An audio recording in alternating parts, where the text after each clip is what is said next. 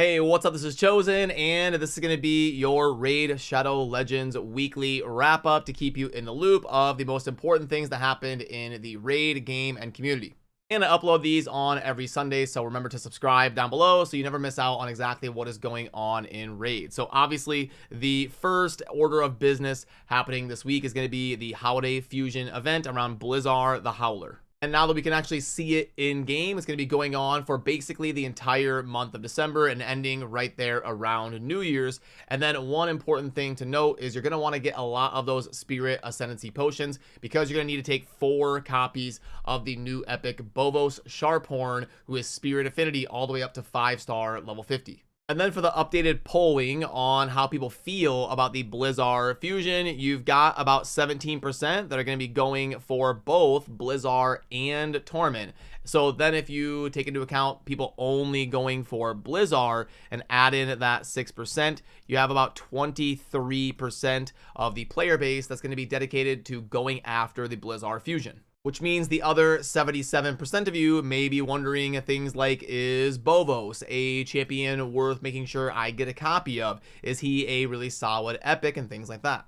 And Bovos is definitely okay. He's maybe an average or slightly above average epic. He does grade out as a 3-star champion right now out of the 5-star HH Gaming tier list criteria. And he does have the A1 that can place the super consistent big version of decreased speed. So for anybody that's like early, mid-game, or hasn't finished the Skinwalker's Faction Wars yet, he could be a decent option to bring in and lower the speed of especially those boss fight situations. And he can also do some healing and some debuff cleansing as well. So again, if you're early to mid game, you may want to at least try to scoop up a copy of Bovos. But if you're already in the end game, I don't anticipate missing out on Bovos to be a big deal for your account.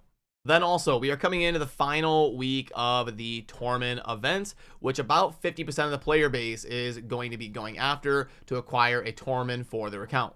And if you are going for completing the Torment events and getting those 2,000 snow points, you're going to want to be somewhere around at least 1,500 of these snow points as you head into the final week, as we've got somewhere around like the upper 400s or 500 points that are still going to be up for grabs in the final week. But if you're at like 13 or 1400, something like that, I do anticipate Plarium probably putting out some sort of packs or offers where there will be snow points up for grabs. So if you're a spender on Raid, remember you may get bailed out if you're going to barely miss out on your Torment, because there's a decent chance that Plarium will try to put out some offers like that with snow points. And there's actually some times where I've seen it end up being cheaper, where I math it out and I end up buying the points instead of doing like a summon rush or something required to get points for the champion. I don't remember what champion it was, but there was a situation where they came out with a summon rush where I would have to spend like $40 worth of shards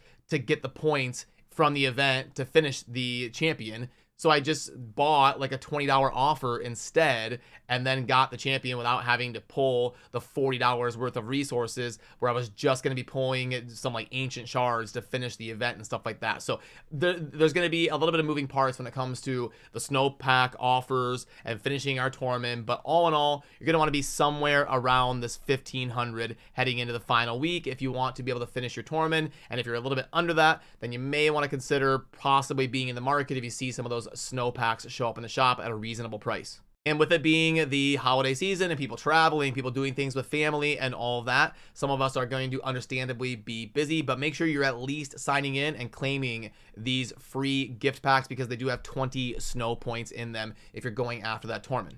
Then obviously it's always big when new content gets added to the game, and this is some of the biggest content that's ever been new to Raid Shadow Legends. Since the launch of the game, we've seen big things like Faction Wars, Hydra, Doom Tower. City of Centranos is the newest installation of that here at the end of 2023, and we finally saw it live in game. It's being mostly received positively. We've got 82% of the player base saying that their overall sentiment and first impression of the cursed City of Centranos is generally positive. And I would say that is definitely a big win for Plarium so far, at least, because there's been a little bit of a negative sentiment around Raid and around Plarium and around the game in general the last few months. So for them to get an 82% approval on new content into the game means that at least they're implementing it in a way that most players like. And as far as some of the general talking points and feedback that I'm seeing come out from the community, you've got some of the positives of being non-meta champions have a place to be used in the game because you get those different parameters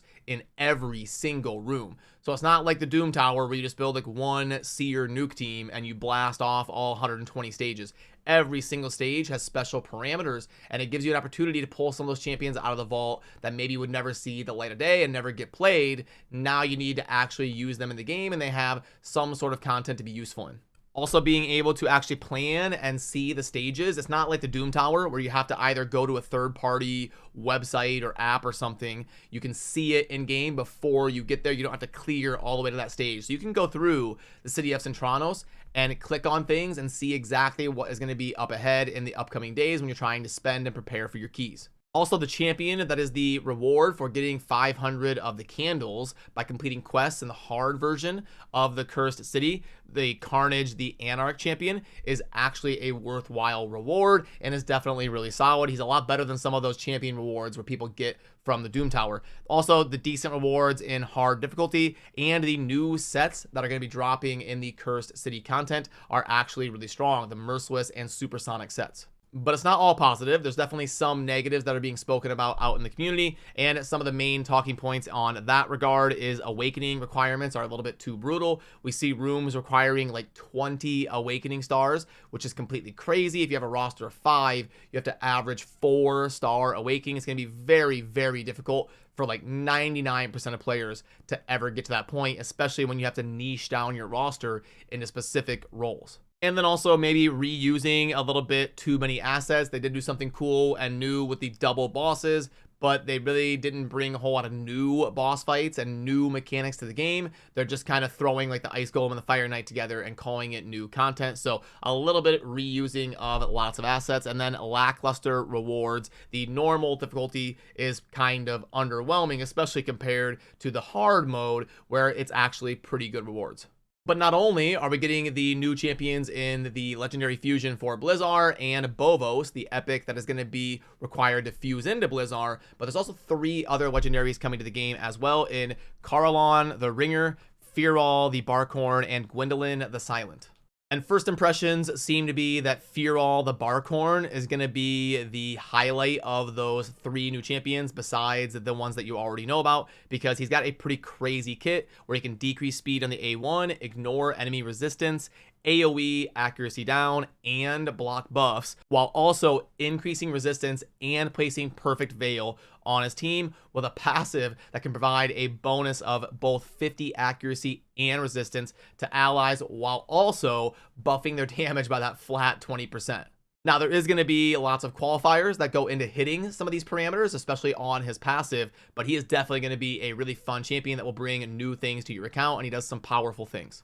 And Raid Shadow Legends is coming to the Steam client. So as of January 9th, 2024, we're seeing games do this in general. Like Dragonair has a Steam client. When they launched their game, it was on mobile and PC client and Steam, and now Plarium is going to be doing the same thing with Raid, mobile, dedicated PC client, and Steam. So if you are a big fan of Steam and you want to play the game that way, as of January 9th, you are going to be able to do so.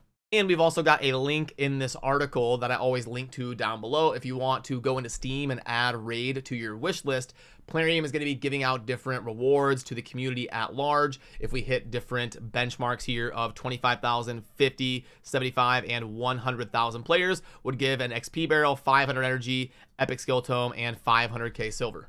Plarium also put out a news post in game talking about they are leaving the Facebook cloud as of the new year when 2024 starts on January 1st. So what this kind of means, as far as what I can read into it, is if you're logging in to your Raid Shadow Legends account just using Facebook and you haven't attached it to anything else, you're going to want to make sure you also link your account not only with Facebook, but also with Plarium Play, so you don't risk losing your account, and you're going to want to get that done within the next couple weeks before the new year starts on January 1st. And then also on a Tuesday here in just a couple days, we are going to be having a clan versus clan launch at the normal and expected time, and it will not feature personal rewards. So yeah, that's some of the main talking points from this week. Would always enjoy hearing your thoughts down below as well if there's anything you would like to contribute. And as always, thank you for watching. Remember to subscribe on your way out if you enjoy daily Raid Shadow Legends content. I'll see you soon in the next video. Peace.